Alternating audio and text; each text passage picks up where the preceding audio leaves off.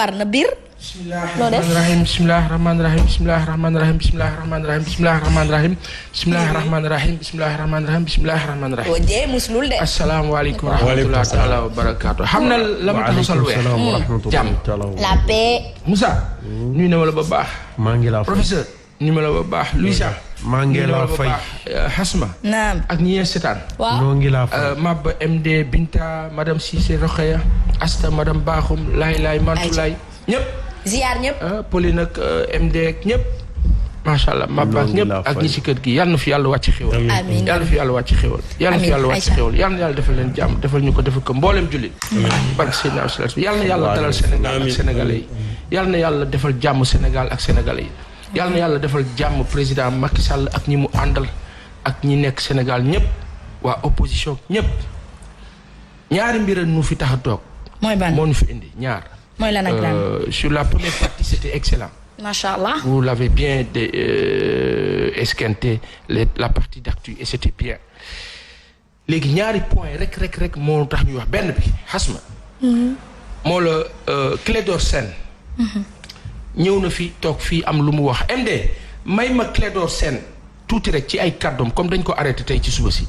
ñu am luñ ci téye rek tuuti si lu mu fi wax ñu xool bu dee jàppandi na MD bu fekkee jàppandiwul ma doxal tuuti rek ba nga agsi lenn am na Clédor Sène Assane Diouf. maa ngay dégg sax ñuy ay supputation ñu naan Dame Mbodj recherché ma ne recherché pourquoi.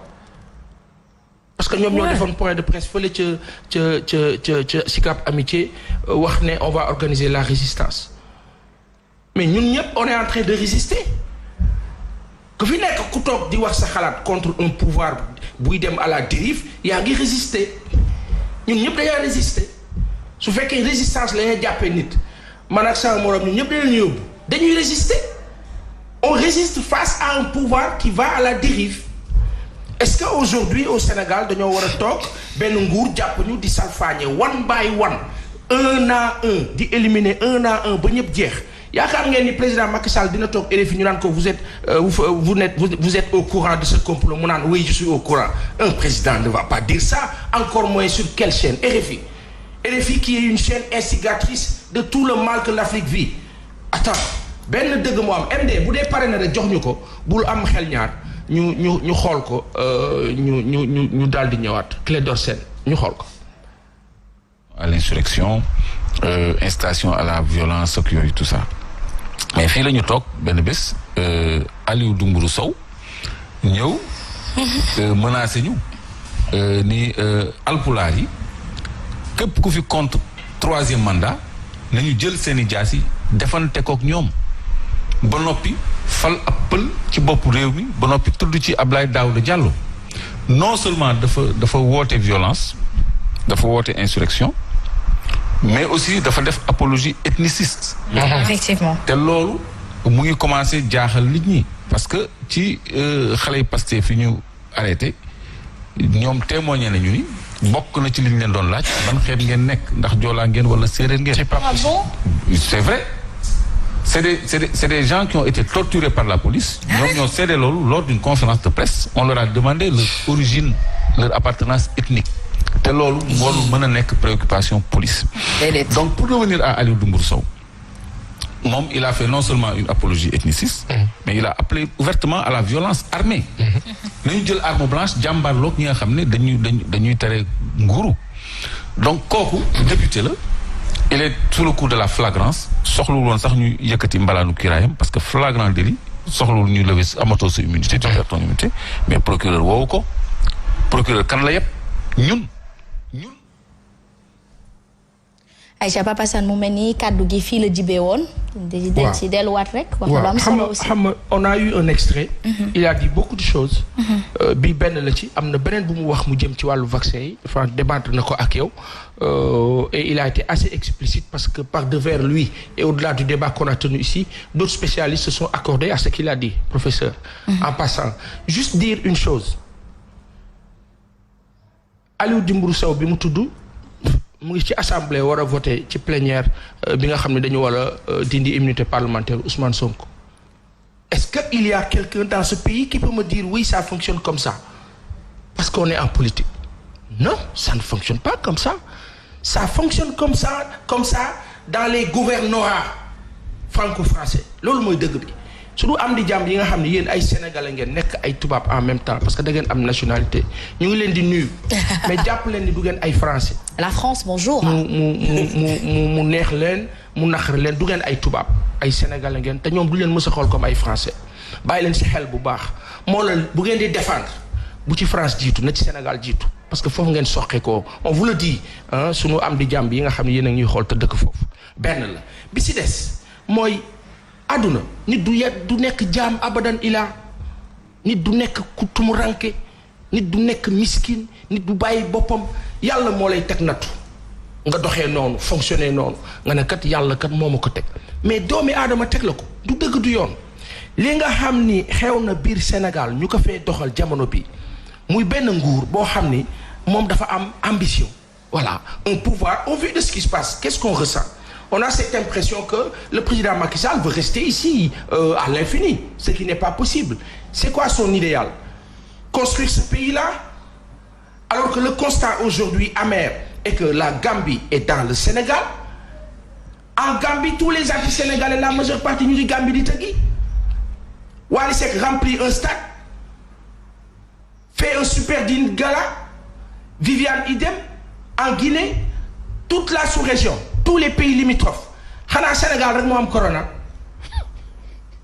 MD bu fekkee sunu kilifa yi ñu ngi ñàkku boo ko amee nga may ñu si tuuti ñu xool parce que ñoom ñu ngi nii sunu kilifa yi ñu ngi nii les ministres Diouf Sarr ñoom ñëpp jàll nañu on les voit et là regardez nos autorités regardez sunu yaay bi quand vous allez vous faire vacciner vous vous organisez vous vous préparez mettez-vous en tenue de sport en t-shirt parce que fii lañ leen di ñàkk fii quand vous vous habillez comme ça sunu autorités yi sunu ministres yi pour vous dire comment on est désorganisé dans ce pays pour vous dire quand au lieu sur le plan de la communication sur le plan de l'image fii sunu yaay bi li mu sol ñaxul mais lu parce que simplement fii la ñuy épaule bi fii la ñuy vacciné wu aujourd'hui il y a deux choses le caméraman est obligé bu ñu kaa vacciner bu fekkee dañuy dindi yére bi day daw caméra bi day daw à quoi bon alors que s'ils sont préparés bien organisés ils sont en tenue de sport en body en t-shirt dañuy yëkkati mais Papa Sane gis nañu Abdoulaye Diouf Sarr moom li mu sol moom ministre de la santé xëy na ñenn ñi bu ñuy defee nii ña ca des def nale peut-être il faut rappeler certes mais lii jigéen la c'est une parenthèse c'est une parenthèse boo xam ni du moom moo jàll sànq sama yaay bu baax bi sama xaritu bopp sunu avocat bi avocatu bopp di maître Aïssata Tall Sall jàll na fi sànq mais li mu sol dafay metti parce que dès que ñu wàccee yëre bi caméra bi dafay daw et c'est valable pour tout le monde c'est-à-dire que même au niveau de cet état-là dans leur organisation propre failles yi dafa bari donc si aujourd'hui on est administré ainsi au plus fin des détails su fekkee ni que ñoom seen organisationnel failles yooyu def si am parce que caméra bi warul daw ku ñuy vacciner day taxaw rek ñu kii ko mettez-vous en tailleur pour certains ñuy yëkkati kii bi wàcce daal di lay vacciner. mais pas san xoolal. mais Asma avant moom dafa am ñu ko précédé. waaw y a eu d'autres am na borom xaftaan boo xam ne. jàll na fi pare na pour vacciner wu day def. baal ma rek Moussa am na benn borom xaftaan boo xam ne jàll na fi. mais c'était un calvaire. donc juste dire que.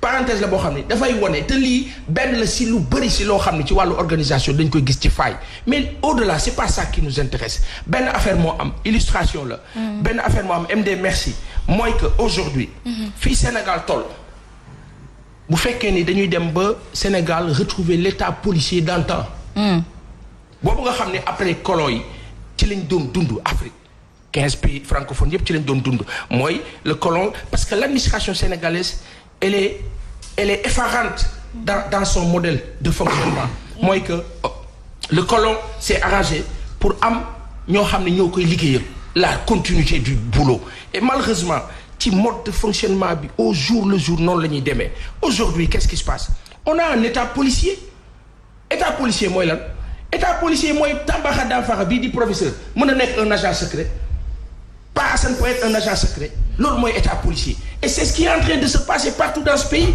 finalement damay xool da ngay dugg sax xool nit ne kii kan la est-ce que lu mu nekk sa waay nga am xel ñaar voilà ce qui se passe actuellement est-ce que vous pensez qu'un pays peut évoluer comme ça vous mettez un couvre-feu qui n'a pas de sens du tout amul benn valeur parce que quelqu'un me dira oui lu bon sax dina atténuer un peu virus bi parce que lu bon bu fekkee ni tey am nañu 100 cas bu fekkoon bàyyiwuñu ko kon dinañ am peut-être 300 cas wala 400 c'est archi faux parce que tey que personne ne nous parle de science oui vous savez amu leen xam-xam yaa aujourd'hui le discours c'est quoi yéen xamu leen ci dara da ngeen war a noppi ba ak ñoo si xam dara parce que xam dara bi weesuwul bu ngeen tegee thèse am na yeneen médecins yuy teg antithèse il y a eu tellement de morts en Europe après le vaccin. Tu as dit que tu n'en parlerais pas. Oui, j'en parle pas.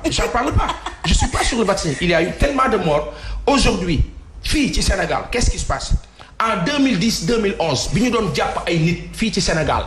Qu'est-ce que la presse disait na net ñi fàttaliku dinaa fi indi journal enquête bu 2010-2011 2012 ngeen xool la titraille de la presse en ce temps c'était quoi démocratie ñu ngi koy salfaañe la brimade la violence attention le régime de Wade est en train de virer à la dérive le monstre on a tout titré aujourd'hui en 2021 2012 da ngay jël 1 bi 2 bi rek mu jox la 21 qu'est-ce qui se passe le président Macky Sall qui appelait à aller déloger le président Abdoulaye Wade lan moo gën a violent loolu le président Macky Sall qui appelait à ce que bu fekkee dañu def léegi lii bu ñu defee lii dañuy dem fekk ko palais ba déloger ko te pourtant ñi mu tëj tey ñoom la àndaloon ca 2012 boobu muy wax loolu. Aujourd'hui effectivement aujourd'hui qu'est-ce qui se passe c'est ce même chef d'État qui vient imposer une loi mais immonde de à la limite de civilité et de civilisation. C'est-à-dire on ne respecte pas les Sénégalais.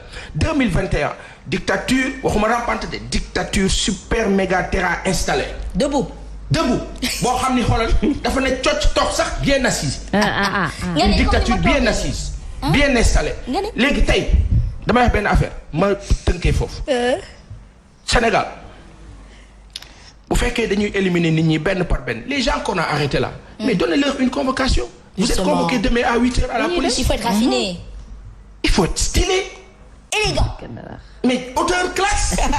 il faut xam nga li gën a graaw si àdduna mooy téye dara gis nga téye lii ne am naa doole ak gaaw a daaneel nit. dëgg la. Quand le chef d'État dit yaa ngi wax sànq da nga souligner lu rafet sànq maa ngi lay suivre nga ne son adversaire il a dit pire adversaire le président déglu leen ko il a dit mon pire adversaire je vais pas le souhaiter à mon pire adversaire je savais pas que Ousmane Sonko était son pire adversaire. Ah non il a dit je savais il a pas dit selon Ousmane Sonko quand même. Non, il a dit dans le contexte de du ma yéene loolu. même à Seyda il a dit à mon pire adversaire. wax baax na mais dégg neex na. waaw dégg neex na dégg bi am na solo de. dans le contexte actuel Hasma tout est contextuel. Quand le chef d'État parle actuellement de cette histoire, c'est vis-à-vis de cette histoire. Le principal concerné à qui c'est adressé s'appelle Ousmane Sonko. Quand il dit « je ne vais pas le souhaiter à mon pire adversaire », oui, c'est généraliste. Mais dans le contexte, c'est spécifié. Moi, ça va. Moi là. Fii ñu toll nii. ça xam naa ne engagement seetaan te xam naa ne président bi sa xarit la. li ma wax ni wax ko mu dégg ko bu fekkee seetaanul. xam nga moo la lan. Sénégal dañoo soxla jàmm Hasma. Ablaye Mbaw démb. dama ko ne Ablaye. ñun dañoo soxla bu ñu xëyee ndekki normal naan ataaya. depuis qu'on est là Karim Meïssa Wade Khalifa Ababacar Sall léegi ñu ci Ousmane Sonko après on va vers qui léegi bu ñu defee loolu yëpp qu'est-ce que le président veut que tout le monde se taise qu'on ne dise rien Aliou Dembourou Sow di menacer nit ñi ak jaasi ñeneen ñi ñu leen di torturer naan leen ban xeet ngeen bokk parce que dañ leen jàpp à la police ce que Clédor a fait savoir. De l'autre côté un vaccin qu'on ne maîtrise pas mais qu'on nous impose on en reparlera beneen sens bi après ñu ne la beneen sens bi ñu ne la tey Sénégal sunu taux de croissance ak sunu économique lépp daanu na Gambie moo ñu gën a raw ci chiffre taux de croissance. léegi ñu ngi dund ñu ngi concert ñu ngi way ñu ngi def leneen ak leneen. La brimade la violence l'état policier ne peut pas prospérer au Sénégal jàpp leen Ousmane Sonko jàpp leen keneen ak keneen il y aura toujours quelqu'un. Merci beaucoup. Il y aura toujours quelqu'un notre Pape Assane national xaw ma dafa bokk seen liste bi wala bokk ci waaye jaral nañu lu ne waaw kay lu ne nag lu ne la. Aïcha merci beaucoup professeur.